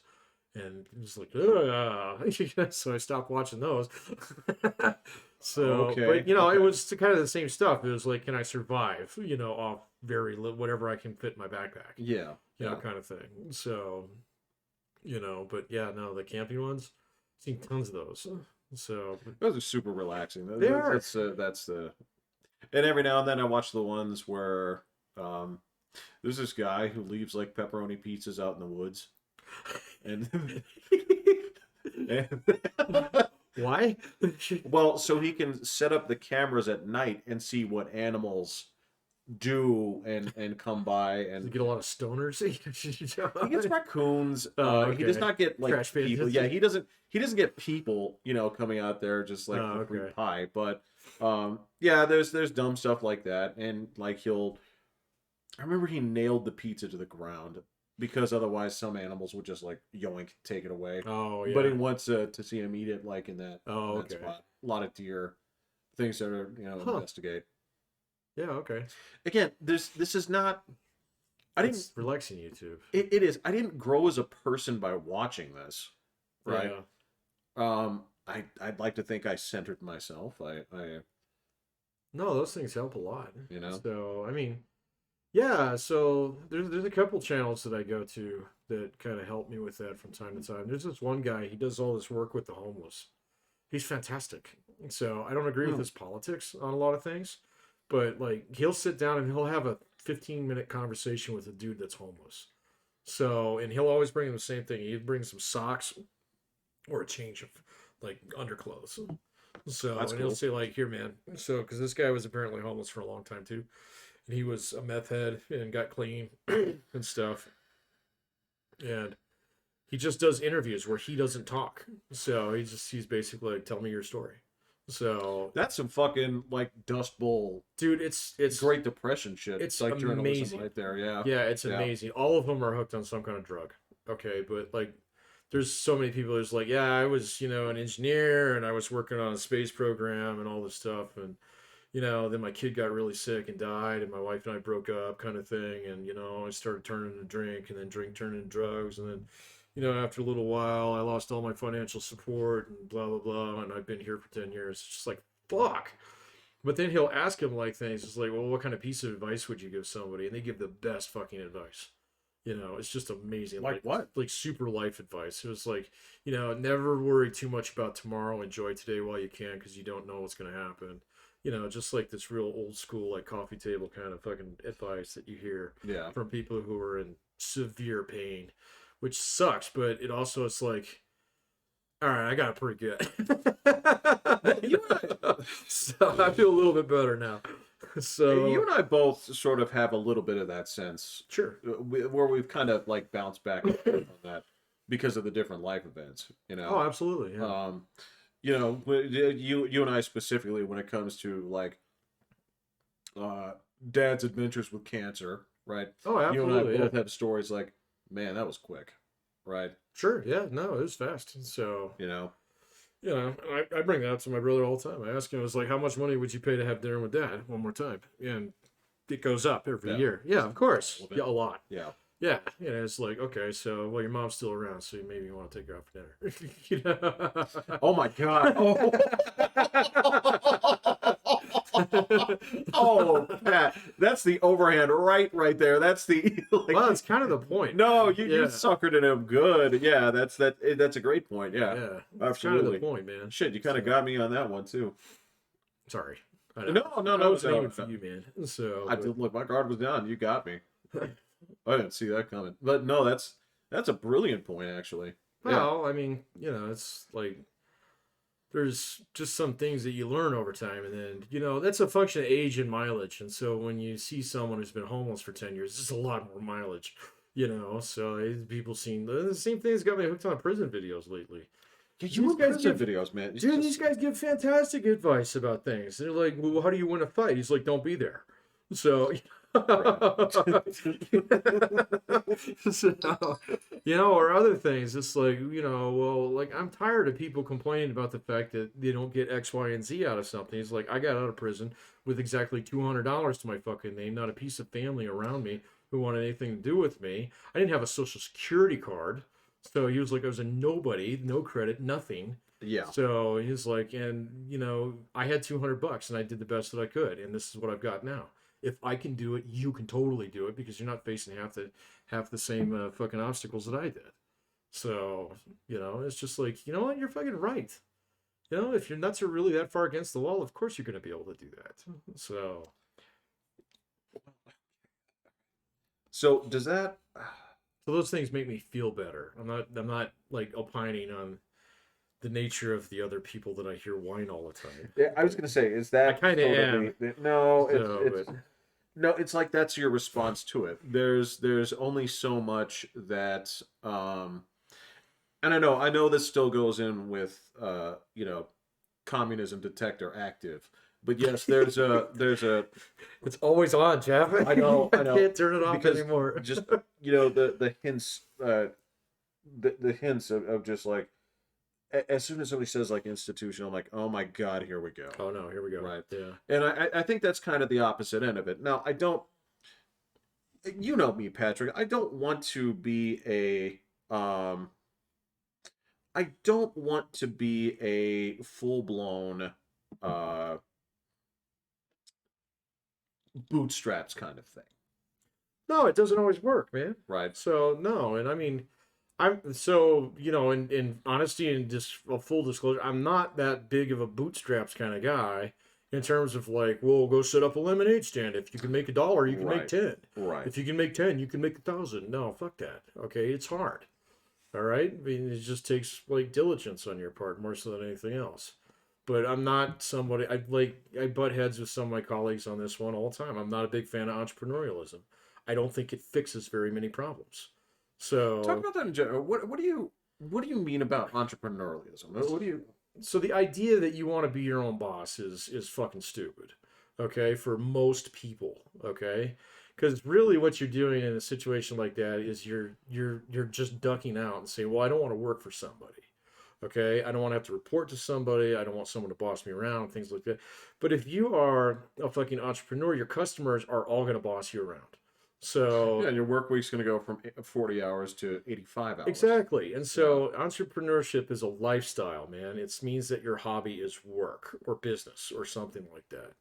And so I'm much more of the opinion it's like don't mix your hobbies and your work. Okay, one thing is one thing and the other thing is the other thing. You're going to appreciate both of them more if you keep them separate, all right?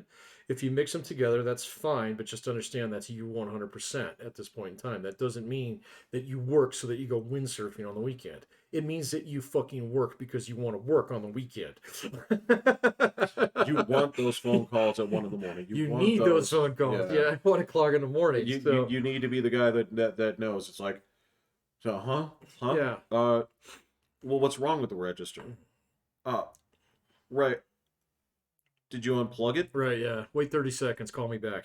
Well, why did he unplug it? Yeah. Why is he working today? Wait, he's just hanging out? You Yeah. know, that's the piece of that. Yeah. So I see a lot of people who use entrepreneurial endeavors as an excuse to duck out of the workforce.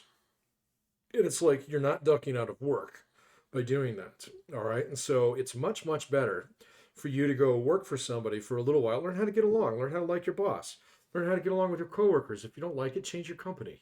Okay, that's going to be a lot easier to do than if you go out there and if you do this thing where I'm trying to be an entrepreneur because I want a certain lifestyle. It's like, no, that is the lifestyle, man. And so what you need is a better job. You know? How many? I mean, how many stories do you have of people that are actual entrepreneurs where I've you? got a few. Well, no. This is what I'm saying is like a lot of those stories end with like guys. I don't want to say it like end with. I mean, this is the story. Is like, um, well, I set up. That's when I set up and sold my first business. I've Sure. done that 4 more times since then. You Yeah. know, and you know what I'm talking about. Where it's like, yeah, you pour all that time, those 80-hour weeks in the beginning. Eventually, you get it going and you sell it, right? Yeah. And that's part I of know the people who've done the that. thing that they like, because they're dipping their hands into a whole bunch of stuff, right? Yeah, but see, Um, the thing about that is that the hard one is always your first one because if you have a successful business under your belt, you use that to bootstrap fund or at least lend against the second one. And so a lot of people who say, well, I'm a serial entrepreneur and I've done like 5, 6 businesses, it's like, okay, all right, but the first one was the hard one. Okay. yeah, yeah, And yeah. so, don't tell me that you're some kind of fucking guru when it comes to like small business and you know everything about it. It's like because you didn't have to work a tenth as hard on your second one as you did your first one because you had a successful one under you and the bank's going to lend you money in that point in time. Right, You're going to get investors lined up. You're going to get people who say that you have a track record of success. Shit gets easier as you get more yeah, successful, right, right. So that's why, like with my students in particular, unless they've been doing lemonade stands since they were like 4, or they've, like I have They had, worked in the family business. Yeah. I do not recommend any family business ever. Well, So I have never seen more miserable people Well, than sons and daughters who are trapped in their family business and suddenly become the family breadwinner when really what they want to do is become like a fucking veterinarian. But no, I'm sorry. This right. family makes pasta, and so since mom and dad didn't save for their retirement, guess what you get to do now? So Oh well, yeah. You get brought into that form of indentured I servitude. used to feel very differently about family businesses, but I've just heard too many pain stories over the years. They far outweigh the ones where it's like, yeah, I can't wait to take over my dad's concrete business. It's usually like fucking like I need a degree so I can get the fuck out of this town because otherwise my dad's gonna make me work in concrete for another 30 years. It's funny too. Yeah. There's always some dude in the business, some guy that's not family, some like They always get screwed. some like So, Chuck or Mike or some other dude there. yeah. It's like, well, you can ask Mike pretty much anything about this business. I mean, he's been working with me for 23 years, and then it's like, And Mike lives in a double wide, man. and then So, you're talking about a guy who can just sit there and fucking like recite like pHs like from the top. It says like, Yeah. no, don't throw it like that. Like, no, there's nothing wrong with you. Just don't throw it like that because it's gonna turn out better this way. But then yeah, it's just kind of like so. I am highly suspicious of people who've been working in a family business but are not part of the family. So I am highly suspicious. There's some grab ass going on. There's something fucking going on there, because you would not put up with that shit if Junior is going to be your boss someday, and you actually know your shit, and Junior just wants to ride around and like guys his fucking Thunderbird or something and show up on a job site and pretend like he's yeah you fucking jet, man. So there's something going on. Well, with at you. that point, that's when you, having done that for 23 years, get the business loan and you go ahead. Exactly. Yes. And if you don't do that, I'm saying there's something fucked up. There's something going on with you where you need daddy's protection too. So, and you're just another form of Junior. Right. Right. Yeah. So Yeah. I've seen that a lot too, man. Then I've seen people who are really good, at what they do, and they get sucked into a family business, but they're not part of the family. And they're like, Well, yeah, you can speak to this. oh, well, yeah, I guess I can, But I mean, I'm thinking of it more along the lines of my students, where like we talk about, like, we always have sexual harassment day where we say, okay, I want to hear some horror stories about this. They always involve some kind of fucking family business where it's like, oh, well, yeah, I was working in a paving company for a little while. I was doing their books, and the guy who owned the business, he and his wife were really nice, and they hired me on. But Junior is a little handsy, and so I can't say anything because I'm going to lose my job because he's the apple of his parents' eye, kind of thing. But he tried to rape me, and it's like, oh fuck. So it's like, you need to go find a job right now. So yeah. And he's like, well, what can I do? Salvage this relationship. I was like, you can end it. Right. That's the only thing that's going to work out for you. So, you just need to rip the Band-Aid off and go find a job because you're worth it. You don't need to be fucking around with these guys. I swear to God, man, the tiniest bit of juice in some people, the tiniest I bit get it, man. is just like, oh, well, this is permission to Yeah. ransack somebody's daughter. Dude, you'll never find anybody who's more fucking closer to living modern tyrants than small business owners. So, they are feudal kings. They're like yeah. individual fiefdoms, or I know, or, and they bitch about everything. And the government is a regulation. The banks won't give me no money. All kinds of shit. And it's like, yeah, but you touch people. So, and again, I don't want to put that on everybody because I know that there are No. I won't either. But if you're gonna survive in both worlds, okay, so if you're gonna be that greasy guy who does things like that to his employees, you better be a small business.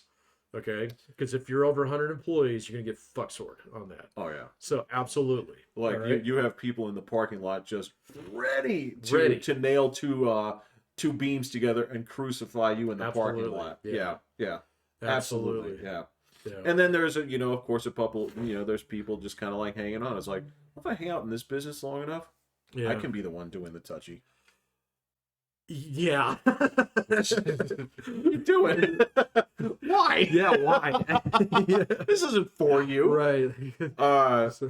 No, the oh yeah, you're totally right about that too. You know what I'm talking about. I know exactly what you're talking about. The people that are just like waiting to have just like a tiny little smidge of power, right?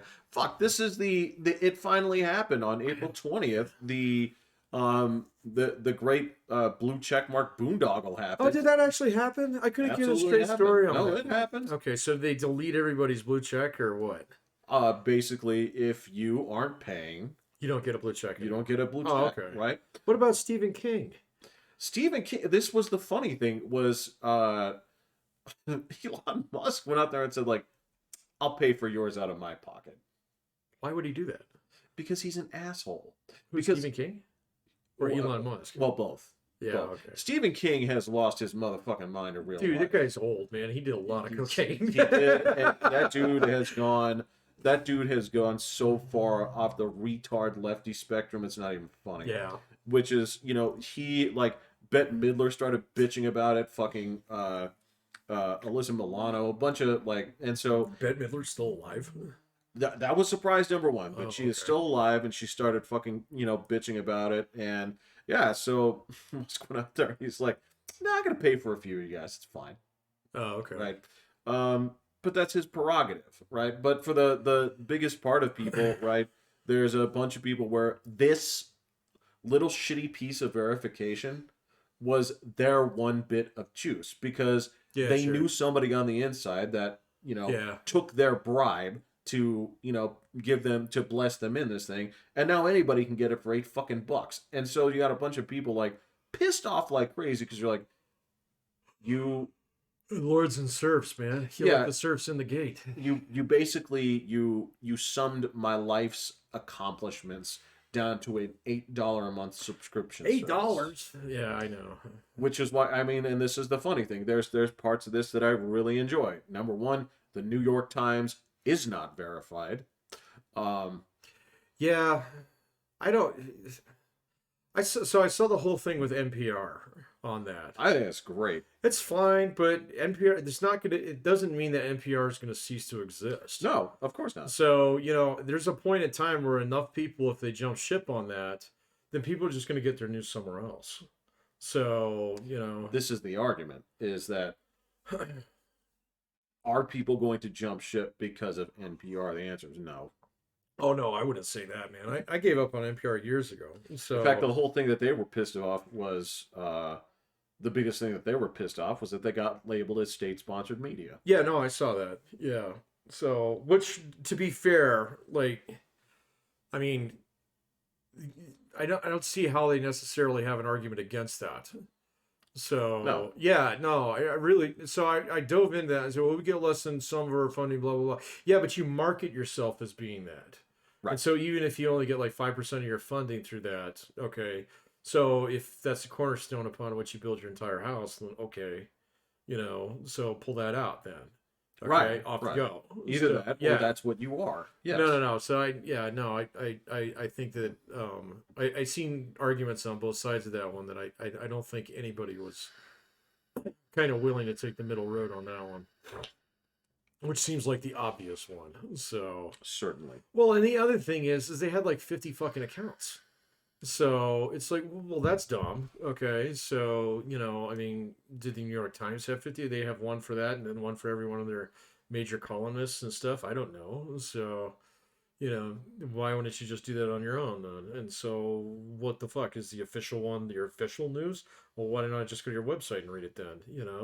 That's So that's the yeah, question. Yeah, because then the other component is like, well, if you have these for them, right?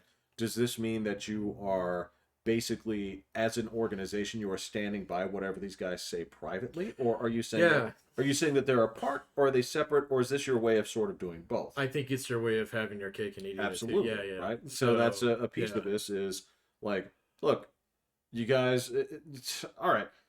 To me, this is actually kind of very, very heartwarming in the sense, yes, I've been on top of this because I've seen this as sort of like a gross, overreach. But the thing for me, the thing that I'm enjoying seeing here is you and I have talked about the problem of media for a long time, and the this happening in real time, Yeah. right?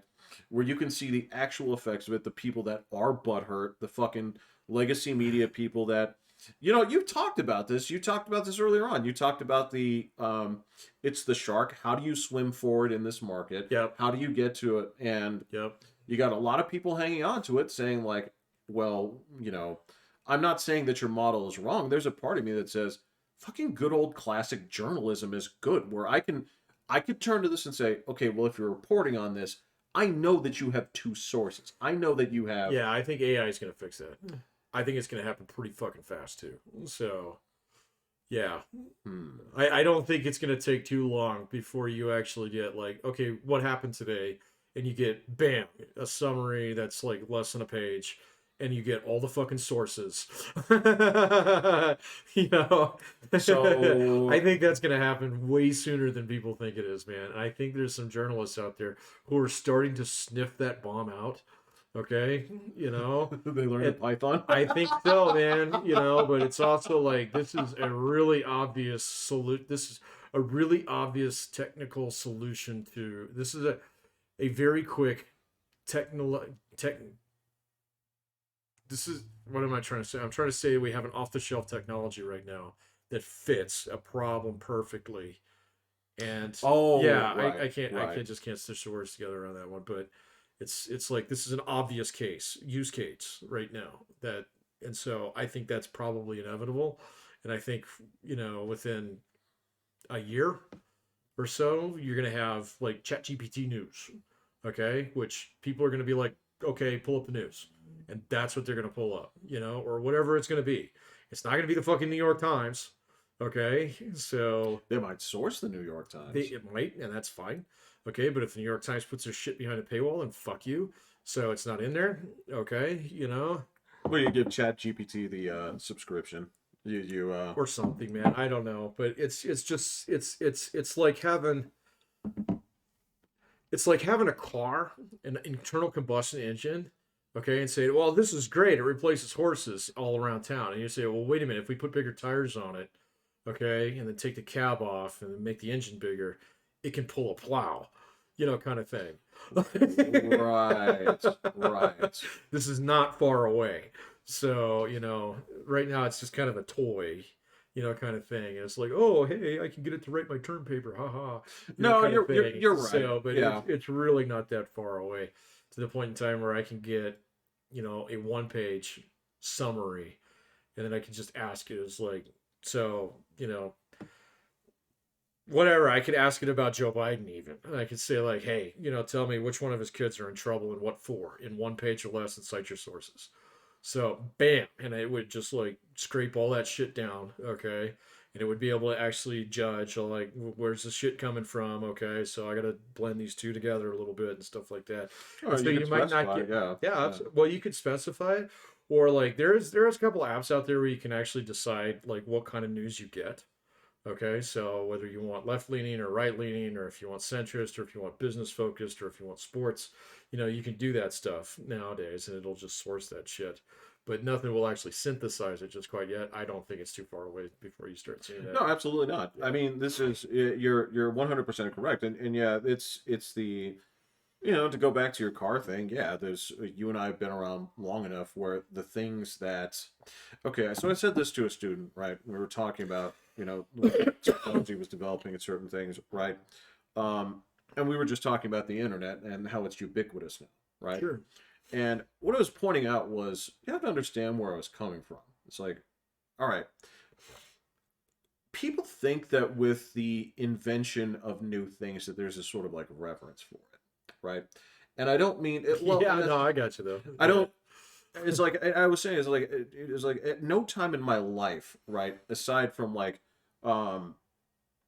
navel gazing or something like this, where it's like, I have in my possession all the world's wisdom in this phone, and I'm going to show my appreciation for that today. It's like, it doesn't work like that. No. It's just, you're going to Google how to make plastic explosives or whatever, right? That's the thing. That's your reverence, is using it. Right. Right? Yeah. Now, that's not a threat. I'm just saying whatever. It's like Right. you could look that up. And the same thing like is going to be with AI, is like you're not going to sit there and say like, I'm marveling at the way this is aggregating this. It's that I went in there and I said, I want this, I want it from this, and I want it to be unbiased, right? Please. Right? And it would turn around, take about 20 seconds, and kick it out to you and say, and that's for you to decide. It's like, I want this, I want counter arguments to this, Sure. right? And that sort of thing where you get that to, and again, it's just much like a car. We had novelties that they're novelties. Like when I was younger, my parents would be like, "Don't buy something with power windows; they're just going to break, so you can get them to replace it." I remember that. Fucking no, It's power locks. they're just going to break, so you got to pay to replace it. It's like, no, they fucking come with the car now. They come with the car They now. come with Yeah. the car. Like I was, like, don't get something with an air conditioner. It's gonna that's cost what you I'm so much. Yeah, to that's what I'm replace saying. it. Like, no, that shit comes with the car now. I know. Yeah. If I went to a dealership and they say like, "Well, you can buy this car," I'm like, "Wait, it has no air conditioning?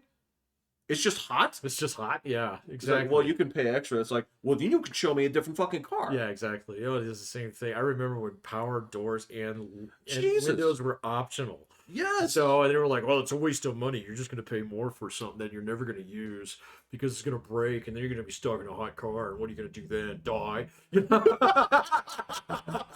And you just look at it. I guess I'll do that. I guess I'll do that. Yeah, exactly. Yeah. That's what I'm gonna do. Yeah. It's the same thing as so many things like that over the years. ChatGPT is no different, man. That's all it is. It's Power Windows. Dude, okay, so I watch a fair amount of like commentary, weekly podcast kind of things where people kind of sum up what's going on. All right, I noticed something this week. What? Virtually unanimously, they are all terrified of AI. Yeah. And so I was like, yeah. whoa, wait a minute. Okay, so I need to find some new guys. Okay, so I need to cull the herd a little bit. Yeah. Okay, and I need to find some new guys because the one thing that I noticed is virtually all of my guys are older than me. There are like 2 or 3 exceptions. Okay, but I think right now, if you're over the age of 50, you are instantaneously terrified that AI is going to turn into Terminator-type robots. They're going to hunt you down. So... Yes. Right. Yes. Which is ridiculous. If it happens, it happens. It's totally I mean, ridiculous, so, man. Like, that's so beyond the pale of what...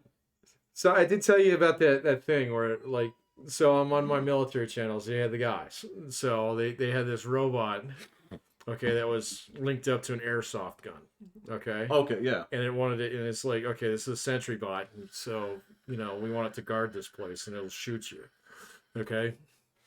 And so they tasked a squad of Marines. They were like, get over there. And so they go out there and they're just walking and it just murders all of them. And so they're like, okay, so, you know, now you know what the thing is. How do you beat it? They beat it in less than 2 minutes. So less than 2 fucking minutes. Oh, they do it. So they had a guy, okay, so who walked up and turned it off. Okay? He took a cardboard box and stuck it over his fucking head. Yeah, that's right. Cut 2 eye holes in it, and he couldn't do facial recognition on it. So it didn't recognize him as a human. And so he walked up and kicked it over. I'm not worried about fucking Terminator bots. No, you know, and I totally get that. He even drew a smiley on it. Yeah, I totally understand that, and that's again the beauty of this thing. Again, like if I take this down to like anything, like you took painting classes, right? Absolutely. Okay, you remember stretching your own canvas? Oh yeah. And putting it over the frame? Yeah. You go down to Walgreens, they've done it for you. Absolutely. Right? This is what I'm talking about. This is it's like AI is going to be the same thing. You're going to start with some basic like specifications, right? It's like fucking like set up this, and this. Okay. This is the parameters I want to start with. Right. Right? Oh, fucking it's taking over programming already with that exact kind of template. So, you know. And that's not going to result in a creative dearth. It's not going to be like it's again, like every other technological revolution that we've had, it has only ever increased jobs. Sure. Ever. Well, and that's the thing that a lot of people don't get about creativity. I mean, you know this, and so just about anybody who's done anything in the field, you know, that any kind of creative art knows this, is that the technical limitations of being able to accomplish something drive a lot of creativity from that. Yes. So, yes. And so, like, I could write a badass computer game if I actually knew how to program, which I don't know how to fucking do. Oh. So I'm out. Okay? So maybe this will let me in. That'd be great. Okay? I got some great fucking ideas. I'd like to try them out. All right? So, same thing. Artists, same thing. You can't stretch a fucking canvas. You're not going to paint. Okay? So, you know, but that doesn't mean that you wouldn't be creative. And you couldn't actually contribute something amazing to that field. And when it comes down to it, to get back to business... Okay. I'm going to close this out All right. Right? Those people that are looking at this and saying, like, entrepreneuring and blah, blah, blah, like, AI is going to save me so much time. No, it won't. Oh, well. It's still going to take you 85 hours unless you're... What you don't want a business, you want to sell some crap on Etsy. And do that. You want free money. You want mailbox money, man. No, it's you can do that. That's just like if you're like, but I want to be my own boss. It's like no problem. And you can do that in like the 15 extra hours that you have in a week, or if it gets big, you can still fulfill those orders. But if you get to the point where you have to fulfill more than 40 hours, what are you gonna do? Quit? Right. Stop. Tell your customers to fuck off? Yeah, of course not. You only get to do that at that one exclusive ass bullshit restaurant in Massachusetts. So we're gonna have to find out the name of that place, man. It's called the Lost Kitchen. The Lost Kitchen. Yeah. Okay, so the Yeah. Lost Kitchen. Got it. Yes. Yeah. Yeah. So nothing derogatory comes to mind at the moment, but I'll work on it. So. All right, there we go. All right, I'm Pat. Jeffrey. Hitting the button. Bye bye.